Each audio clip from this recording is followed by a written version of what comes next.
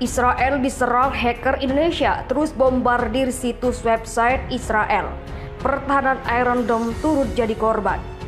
Salah satu yang ditakuti oleh negara-negara saat ini adalah munculnya hacker yang mampu meretas sistem keamanan negara yang bersangkutan. Tapi tahukah kamu ada 5 hacker Indonesia yang ditakuti oleh banyak negara, termasuk diantaranya adalah Amerika Serikat dan Israel. Yang pertama adalah Yogi Nugraha alias Bio 666X.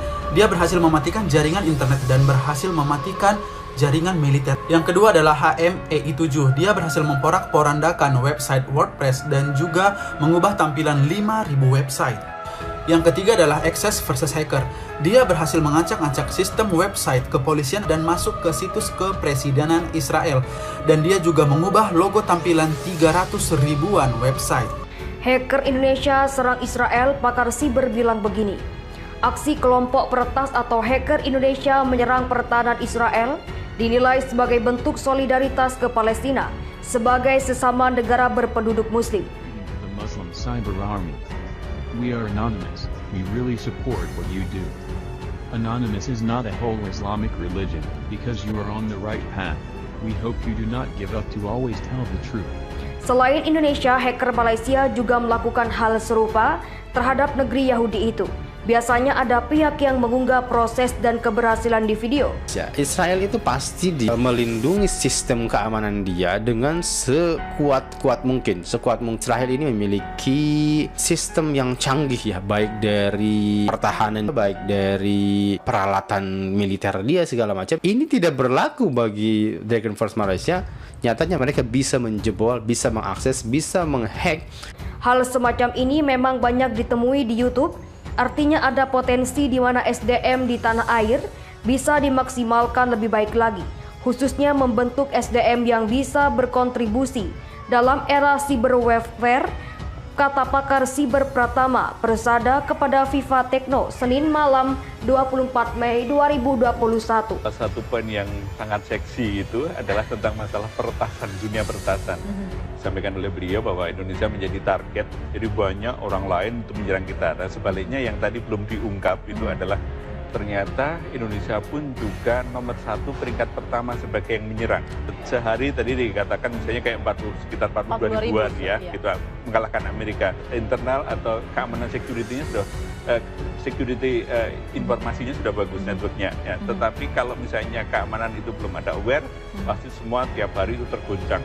Seperti diketahui, baru saja kelompok hacker Indonesia yang mengatasnamakan dirinya sebagai Ganosek Team atau Garuda Unknown Security mengklaim telah meretas email dan 300 nomor WhatsApp penduduk Israel. Di mata Pratama, hal ini tidak langsung mudah untuk dibuktikan. Hello world, we are from Indonesian Air System and Anonymous Indonesia, so that the world police can uncover this case in a clean and fair manner. Remember, if you play dirty behind us, then we and the entire Indonesian cyber team and Indonesian hacktivists.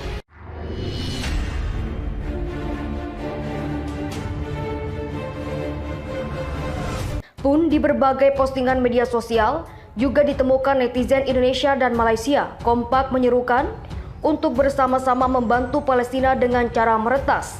Ada banyak postingan ajakan maupun sebatas meme grafis, terutama di media sosial Facebook. Menurut Pratama, negara hanya bisa mengimbau supaya masyarakat tetap bisa menjaga diri di ranah digital. Aksi peretasan yang melibatkan berbagai warga negara terkait konflik Palestina dan Israel memang sudah lama terjadi. Iran dan Pakistan misalnya juga biasanya diketahui selalu ikut dalam aksi saling meretas dengan Israel, tentunya juga bersama dengan warga negara Arab lainnya, ungkap dia. Bahkan ada beberapa kelompok hacker asal California, Amerika Serikat atau AS yang turut serta membantu aksi peretasan terhadap Israel. Namun lanjut Pratama, peretasan ini tak selalu menyerang langsung ke aset strategis Israel maupun personel militernya. Dalam beberapa kejadian ada saja hacker asal Timur Tengah yang berkolaborasi dengan peretas Rusia, misalkan melakukan pembobolan bank lalu menyumbangkannya ke warga Palestina, jelas Pratama. Informasi saja tidak hanya meretas nomor WhatsApp dan email, hacker Indonesia juga mengaku telah membobol data pribadi milik Perdana Menteri PM Israel Benjamin Netanyahu. Hal tersebut diungkapkan oleh akun Twitter @alaldlwxl. Drone Israel turut jadi korban sistem pertahanan Iron Dome. Pasukan pertahanan Israel mengatakan salah satu drone mereka turut jadi korban sistem pertahanan rudalnya atau yang dikenal Iron Dome dalam konflik di jalur Gaza beberapa waktu lalu. Militer mengatakan drone pengintai kecil yang dikenal sebagai Skylark dihantam dengan pencegat dari sistem pertahanan rudal Iron Dome. Insiden tersebut sedang diselidiki, kata IDF tanpa memberikan rincian lebih lanjut, dikutip dari Times of Israel, Rabu 26 Mei 2021. Menurut harian Haaretz, yang pertama kali melaporkannya, insiden itu menyebabkan kekhawatiran di Angkatan Udara Israel. Militer mencatat perlunya pertahanan udara negara untuk dapat mengidentifikasi pesawat musuh dan menjatuhkannya. Laporan tersebut yang tidak mengutip sumbernya mengatakan kemampuan Iron Dome untuk membedakan antara pesawat musuh dan non-musuh adalah alasan utama otoritas penerbangan internasional memberi Israel lampu hijau untuk menjaga wilayah udaranya tetap terbuka untuk penerbangan komersial selama pertempuran. Selama peperangan 11 hari, Iron Dome Israel sukses menggagalkan sejumlah rudal yang ditembakkan Hamas. Dalam pertempuran bulan ini, Hamas dan kelompok lainnya menembakkan lebih dari 4.300 roket ke Israel, sementara pasukan pertahanan Israel menanggapi dengan sekitar 1.500 serangan udara terhadap sasaran di Gaza. Profil hacker Indonesia, Ganosek Team yang acak-acak Israel di dunia maya.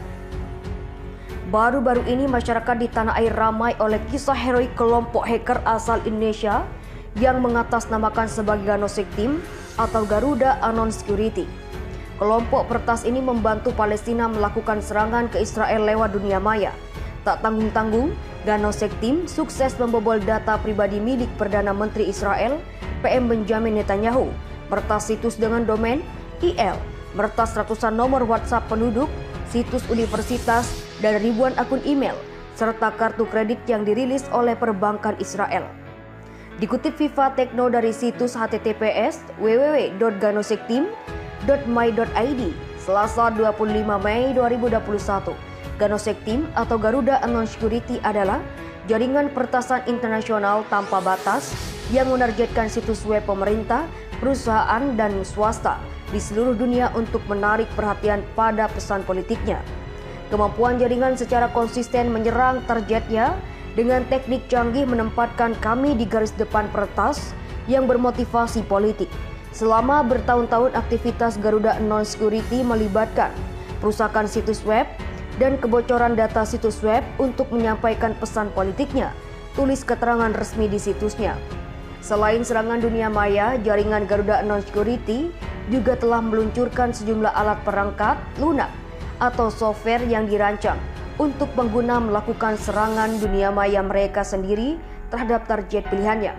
Kepada FIFA Tekno, mereka mengatakan supaya masyarakat untuk tidak takut terhadap Garuda Anon Security atau Ganosek Team, karena mereka mengaku tidak akan meretas website milik pemerintah dan milik masyarakat Indonesia.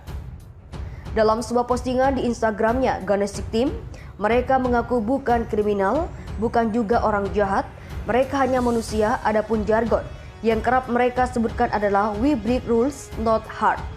Di mata pakar siber Pratama Parsada, aksi Ganosek Team yang menyerang pertahanan Israel dinilai sebagai bentuk solidaritas ke Palestina sebagai sesama negara penduduk muslim. Biasanya ada pihak yang mengunggah proses dan keberhasilan di video. Hal semacam ini memang banyak ditemui di YouTube, artinya ada potensi di mana SDM di tanah air bisa dimaksimalkan lebih baik lagi, khususnya membentuk SDM yang bisa berkontribusi dalam era cyber warfare, kata dia kepada FIFA Tekno Senin malam 24 Mei 2021.